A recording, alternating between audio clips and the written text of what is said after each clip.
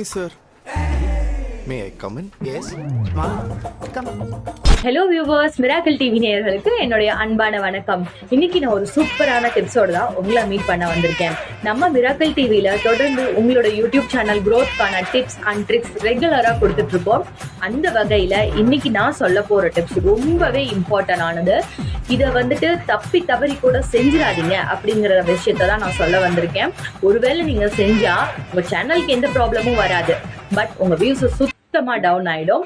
So வீடியோவை skip பண்ணாமல் முழுசாக பாருங்க, அப்போதான் உங்களுக்கு தெளிவாக புரியும். ஏன்னா இது கொஞ்சம் கன்ஃபியூஷன் கலந்து இருக்கும். சரியா, இப்போ நம்ம வீடியோக்குள்ளே போகலாம். புதுசாக சேனல் ஓப்பன் பண்ண பிகினர்ஸ் எல்லாரும் இந்த தப்பை செய்யறதுக்கு நிறைய வாய்ப்பு இருக்குது. ஏன்னா ஆர்வக்கோளரில் இது அதிகமாக பண்ணிடுறாங்க. சும்மா இருந்த சங்க ஊதி கெடுத்தான ஆண்டிங்கிற மாதிரி ஆகிடக்கூடாது. நீங்கள் பப்ளிஷ் பண்ண வீடியோவோட ஸ்டேட்டஸ் என்னன்னு பார்க்கறது நிறைய வகையில் ரொம்ப நல்லது தான்.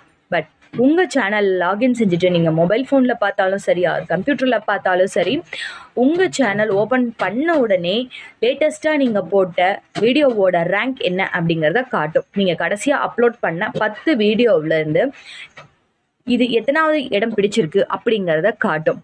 கடைசி 3 இடமா இருந்தது அப்படின்னா, அதாவது நீங்கள் போட்டிருக்க வீடியோ கடைசி 3 இடத்துல இருந்ததுன்னா தம்ப்நெயில் மாற்றலாம், அண்ட் டிஸ்கிரிப்ஷன் மாற்றலாம், டேக், டைட்டில், இது எது வேணாலும் நீங்கள் மாடிஃபை செஞ்சு மாற்றிக்கலாம்.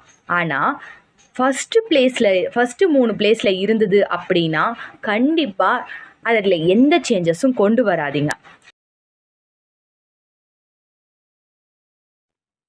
ஏன் சொல்கிறேன்னு பார்த்தீங்கன்னா, ஃபஸ்ட்டு 3 பிளேஸில் இருக்கக்கூடிய வீடியோஸோட அல்கோரிதம் அந்த வீடியோவை சரியாக கொண்டு போய் சஜெக்ஷனில் சேர்த்துட்ருக்கோம்.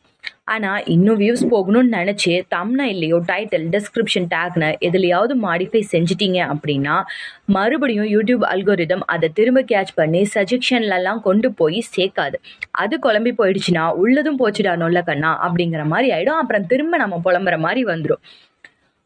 ஸோ நீங்கள் ஒரு வீடியோவை மாடிஃபை பண்ணுறதுக்கு முன்னாடி அது ஃபஸ்ட்டு 3 பிளேஸில் இருக்கா அல்லது லாஸ்ட் 3 பிளேஸில் இருக்கா அப்படின்னு பார்த்துட்டு அதை மாடிஃபை பண்ணுறது ரொம்ப முக்கியம்.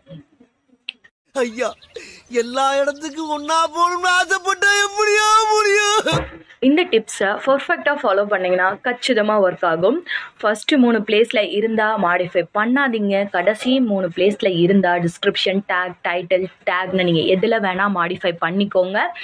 இந்த விஷயம் உங்களுக்கு புரிஞ்சிருக்கும் அப்படின்னு நினைக்கிறேன். இந்த டிப்ஸ் உங்களுக்கு பிடிச்சிருந்ததுன்னா எங்களுக்கு ஒரு லைக் பண்ணிடுங்க, அப்படி ஒரு சப்ஸ்கிரைப் பண்ணிடுங்க. உங்களுடைய கேள்விகள், கருத்துக்கள் எதுவாக இருந்தாலும் எங்களுடைய கமெண்ட் பாக்ஸில் எங்களுக்கு சொல்லுங்கள். மீண்டும் இதே மாதிரி ஒரு சூப்பரான வீடியோவில் உங்களை நான் மீட் பண்ணுறேன். அது வரைக்கும் உங்களிடமிருந்து விடைபெறுவது நான் உங்கள் Aishwarya. Take care, bye bye. போதும் லிஸ்ட் பெருசா போய்கிட்டு இருக்கு.